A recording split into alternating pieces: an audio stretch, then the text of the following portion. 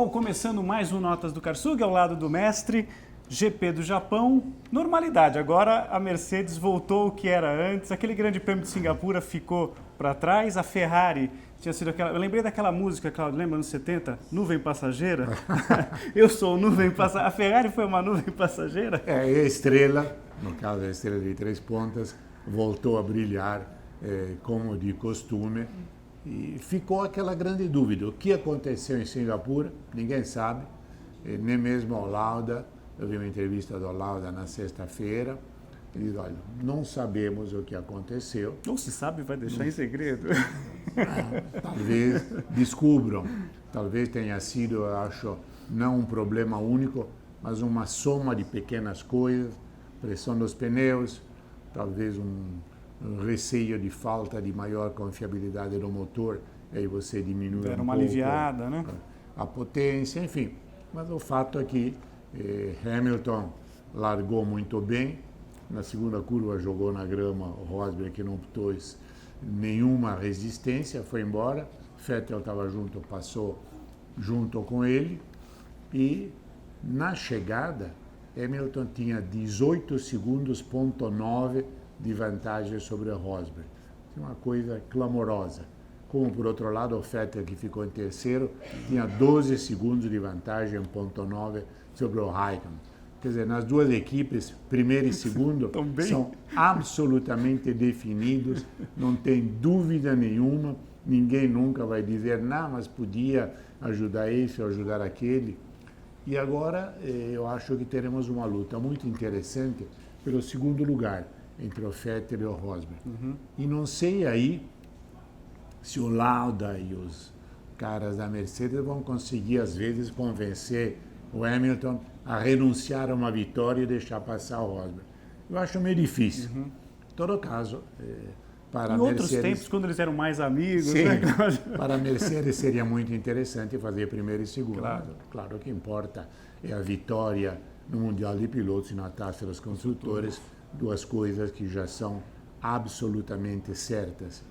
E a corrida, na minha opinião, viu o Massa absolutamente infeliz. Porque verdade. Começo... de cara, ele não teve... Totalmente comprometido, né? Totalmente comprometida, se via que não tinha chance nenhuma de fazer nada. Nesse sentido, foi uma pena, mas... quem sabe, dias melhores virão. O Bottas acabou terminando em quinto, né? Para a gente ter um parâmetro, né? Porque eles estão andando muito próximos nesse ano, né, Cláudio? Poderia ali ficar... ter sido quinto, sexto, quarto, enfim. Brigando ali. Até porque a briga na Williams, diferente de Mercedes e Ferrari, ela é parelha, né? Aí é parelha, não há uma definição já de antemão de primeiro e segundo piloto. E aí depende das contingências de cada corrida no circuito. Alguém se encontra melhor, outro se encontra pior, tem alguns problemas no carro de um, de outro, enfim. Mas o treino também, né? Você tem uma volta melhor, mais feliz, Exato. acaba largando um pouquinho mais à frente. Não, você vê, inclusive, que com o acidente de Kvyat no treino, na minha opinião, feio por o sinal. Hamilton perdeu a chance de ser pole e o Vettel perdeu a chance de ser terceiro, porque concluindo aquela última em volta rápida, né, Cláudio? Provavelmente os dois teriam conseguido isso. Não fez diferença nenhuma, porque depois na corrida se puseram as coisas no lugar. Mas só para dizer que, às vezes, um acontecimento, um detalhezinho faz a diferença numa corrida. E o Alonso, hein? Alonso realmente não deixa de ser o Alonso, com A maiúscula. Porque, olha, ele pode estar muito aborrecido, e é perfeitamente lógico. Mas ele também devia saber que era uma temporada de aprendizagem para a Honda. Não se podia esperar milagres. Agora, precisa ter coragem para você chegar no quartel-geral da Honda, com todos os chefões lá vendo, e você dizer pelo rádio, olha, esse motor é um motor de GP2, para não dizer outra coisa, realmente, e além do mais, levando-se em consideração que, no fundo, quem paga o ordenado dele é a Honda. Pois é, porque a McLaren não tinha dinheiro para fazer isso. Uma situação sem patrocínios fortes, Tanto ali sem um patrocinador master, né? No domingo à noite, o Ron Dennis veio logo correndo dar uma entrevista para botar panos quentes. Não, é o momento, Piloto mas isso deve ser entendido no contexto da coisa, que ele está ansioso para ter um carro competitivo, certamente teremos isso o ano que vem.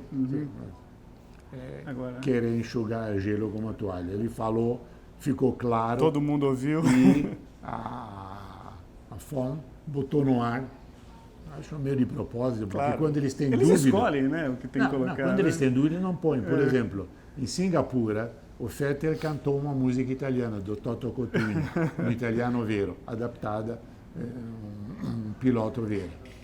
E o diretor de TV provavelmente não entendeu, não sabia, não conhece. Na dúvida, deixa para cá. Eu vi depois na televisão italiana. Então, Agora, acho que houve alguma coisa feita de propósito. Vamos jogar pra mexer gasolina na pouco, fogueira, pra né? mexer um pouco com a Honda, com a McLaren, com todo mundo. Agora, se um piloto da Ferrari no GP de Monza fala que o motor da Ferrari é uma bomba, Olha, a consequência no dia seguinte nos jornais, nos sites, vai ser Não só diferente, isso, né? provavelmente ele é mandado embora, porque você lembra o que aconteceu com o Prost Sim. em 91, quando ele falou, olha, dá a impressão que está guiando um caminhão. Foi mandado embora na hora. Com contrato em vigor e tudo, ainda Sim. faltavam uma ou duas corridas para o fim do campeonato, mandaram ele embora. O Piquet uma vez também. O Piquet também teve problemas com a Ferrari, uma vez chamou a Ferrari de cadeira elétrica, né? Cláudio, você lembra disso? Não foi muito bem vista a declaração, né? Mas como Depois do era, acidente do Villeneuve, a morte, como enfim, não era né? piloto, era É. Ferrari, ficou Mas evitou qualquer possibilidade dele ir para lá depois também. claro. Aí complica, né, também.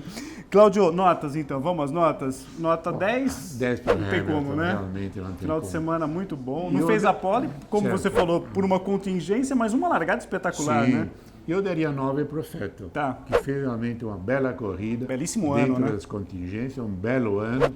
Ficou claro, quando ele lutava com o Rosberg, que o Rosberg tinha ainda 1 ou 2 décimos de vantagem e o Vettel estava no limite. Tanto que eu estava pensando, numa hora ou outra ele vai errar. Claro. Ele conseguiu Não, ir até o e fim. uma pista difícil, né? Sim. Não é pista para qualquer um. O que Claro. escapou ali não são essas pistas novas que E tem grandes áreas de perdeu, e escape. né? o Rosberg só conseguiu passar no pit stop, que aliás não foi culpa do trabalho de boxe, porque o trabalho de boxe da Ferrari no segundo pit stop ainda ganhou 2 décimos É verdade. no cômputo total em relação à parada do Rosberg, mas é claro que uma vez que passou não havia mais nenhuma condição, embora o Vettel no fim da corrida disse, talvez eu pudesse ter feito algo mais. É claro. Mas aí que ele arriscaria se- muito também, Sim, né? não, Talvez, ele né? se referia à última volta antes do pit stop do Rosberg e a última dele. Aí realmente o Rosberg ganhou a ultrapassagem. Mas de qualquer forma, agora essa era a pista mais difícil para a Ferrari, o carro que tem algum problema ainda, que tem problema, anda pior do que a Mercedes em curvas de apoio de alta velocidade e naquelas mudanças rápidas de trajetória, onde, por exemplo, a Red Bull, pelo contrário, vai muito bem.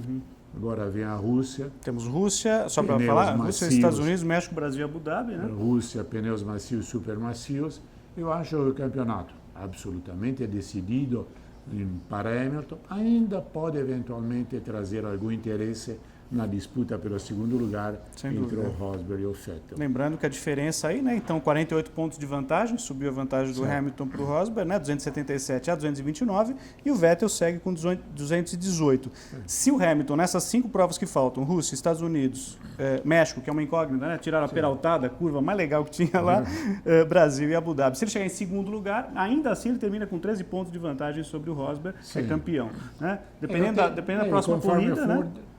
Eu acho que não chegaremos Abu a Dhabi, uma né? definição em Abu Dhabi. Brasil. Talvez até mesmo no Brasil, quem sabe até mesmo antes, não Pode sei. ser.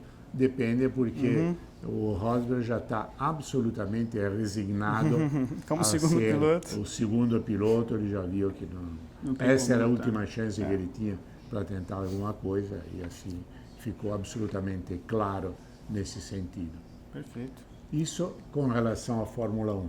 E, se você me permite, eu queria falar também Claro. da MotoGP. Uma grande A MotoGP é sensacional. Tivemos o Grande Prêmio de Aragão. a pole era do Marc Marquez, o Lorenzo saiu em segundo, o Rossi saiu em sexto, uma largada espetacular do Lorenzo, que logo pegou a ponta, Marc Marquez foi atrás tentando alcançá-lo, passou do limite, caiu. Na primeira vez no ano, inclusive. Caiu e começou a bater na moto, a moto não tinha a culpa tinha dele. Você vê claramente o momento em que a moto joga para fora, porque estava além do limite. Acima do que dava, né? Mas o que foi sensacional foram as últimas 8 ou 10 voltas, que o Rossi veio comendo os demais, grudou no Pedrosa, e foi uma luta, uma moto grudada na outra. O Rossi tentou de tudo quanto é jeito, por dentro, por fora, na descida, na subida. O Pedrosa conseguiu, o motor da Honda rende um pouco mais na reta, se segurar sem fazer nenhum erro, que era aquilo que o Rossi estava tentando induzir. Induziu o erro, que é uma erro. E chegou em cima e chegou com um belo segundo lugar, para ele muito importante, porque evitou a dobradinha amarra no pódio, e sobretudo no momento que o Marquez continua caindo, ele diz, olha, eu posso não ser tão veloz como ele, mas eu levo a moto até o final. A experiência também conta, né? Claro, na moto ainda eu acho que é tão qualquer categoria, mas na moto que eu acho que tem o limite, né? Fundamental, né? O limite é um e o Rossi tiquinho. Realmente é um piloto que tem chegou nesse nível, muito em função dessa experiência que ele claro adquiriu, que ele né? tem 36 anos e o Marquez tem 22, então mesmo os reflexos não são os mesmos. Fisicamente não tem jeito, né? Você vê inclusive com relação ao Lorenzo, que no seco, o Lorenzo com a mesma moto é mais rápido do que ele. 2, 3 décimos, enfim. Agora temos os últimos 4 grandes prêmios. O Rossi tem 14 pontos de vantagem, está ainda sem disputa. Será uma disputa realmente muito interessante. Legal. Bom, tivemos nesse final de semana também, Cláudio, um brasileiro com não foi o título, mas um terceiro lugar muito bacana. Sobe ao pódio. Sobe ao pódio. Caio Collet, 13 anos, um menino que foi o terceiro colocado no Mundial de Kart pela categoria KF Júnior, lá em Lecce, como você me adiantou, na pronúncia certa no italiano do Cláudio, impecável, em Lecce, na Itália, no circuito La Conca. Eram 100 kartistas, Cláudio, durante o final de semana todo. Eles começaram as atividades na quinta-feira, aqueles treinos eliminatórios e tal. Chegou no domingo, 34 kartistas na pista, e o Caio Collet, 13 anos, paulista, chegou em terceiro lugar, a 2 segundos do vitorioso. Então, muito bacana. O manager dele é o Gastão Fraguas, que já foi campeão de kart em 95, em cima do Button, inclusive. Né? Então, ele está muito bem orientado. Parabéns ao Caio Collet. Eu vou pedir até para o Cláudio, aproveitando que foi na Itália, uma saudação, como você diria os parabéns para o Caio Collet em italiano. Complimenti e in bocca al lupo per le prossime gare. Maravilha, olha só. Olha, Collet, guarda essa daqui, tá? Parabéns para você, na voz do mestre Cláudio Karsug, na língua italiana. Parabéns também ao sueco, não é brasileiro, mas enfim, o sueco Felix Rosenqvist, que conseguiu o título depois de 6 temporadas. É o piloto mais experiente da Fórmula 3 europeia. O Rosenqvist conseguiu o título por antecipação na etapa de Nürburgring. E a experiência é realmente importante. Conta, né? 23 anos, um piloto que já está no limite ali. O que eu vou fazer agora da carreira? Mas venceu as 3 baterias, rodada tripla. Tá de parabéns o Rosenqvist. O único ponto que nós tivemos, o Sérgio Sete Câmara chegou em nono na terceira bateria, não teve um final de semana tão bom, mas ainda tem a última etapa que vai acontecer também em território alemão, viu, Cláudio? Lá em Hockenheim. Bom, nós temos pela frente agora, então, GP da Rússia, uma prova que a gente não sabe exatamente como é que vamos ter aí a questão de pneus, também vai ser determinante. A Red Bull talvez até se meta ali no meio, né? A própria Williams, a gente não sabe exatamente como vai ficar. Pneus macios e super macios, ao contrário do que ocorreu no Japão, porque a pista tem o menor desgaste. Então aí você entra todo numa faixa de regulagem, de suspensão, de ver o melhor rendimento, enfim. Podemos ter alguma surpresa. Não com relação à superioridade do Hamilton, mas nos demais lugares eu não excluiria uma surpresa. De repente até uma Toro Rosso largando bem ali, né? Quem sabe, né? Já andaram bem, né? Em treinos e tudo mais. Pois é.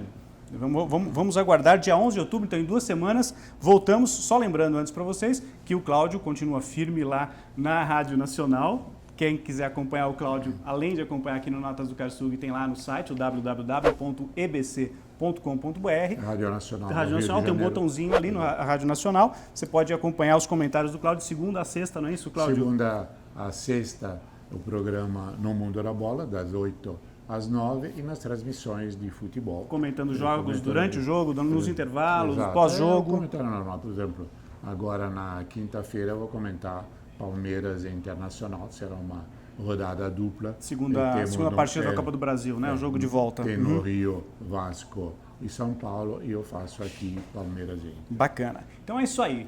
Com o apoio de Caçula de Pneus, a gente encerra hoje o Notas do Karsug e volta exatamente para falar do Grande Prêmio da Rússia de Fórmula 1 no dia 11 de outubro. Até lá, pessoal.